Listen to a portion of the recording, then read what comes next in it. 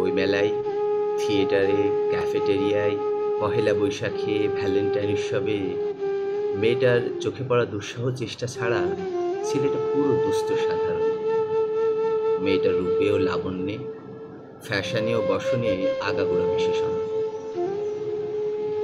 এক ঝাঁক প্রজাপতি উচ্ছল তরুণের ভিড়ে ছেলেটা একেবারেই অপাঙ্কেয়।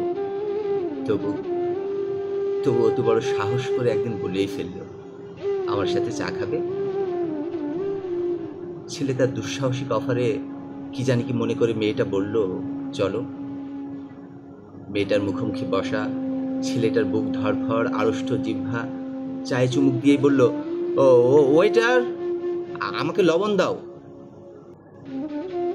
মেয়েটা অবাক হয়ে শুনল ছেলেটার কথা, তারপর বলল, তুমি চায়ে লবণ খাবে নাকি? ছেলেটা বলল, আমার জন্ম লোনা জলের সাগর পাড়ে।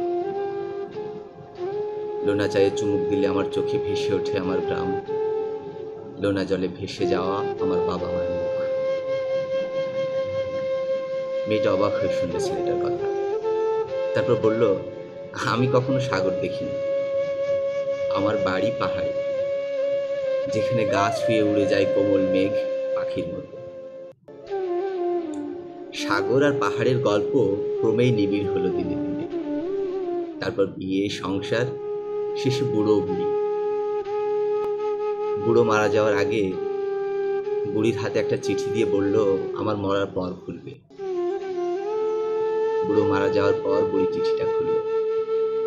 তাতে লেখা ছিল, লবণ দিয়েছে আমি কখনোই খেতাম না, তোমার সামনে থতমত খেয়ে চিনি বলতে লবণ বলে ফেলেছিলাম, আর বোকামি থাকতে এমন গল্প ফেলেছিলাম।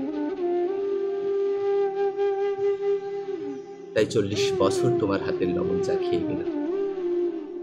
তোমার হাতের লবণ চা খুব মিষ্টি, খুব মিষ্টি, খুব মিষ্টি।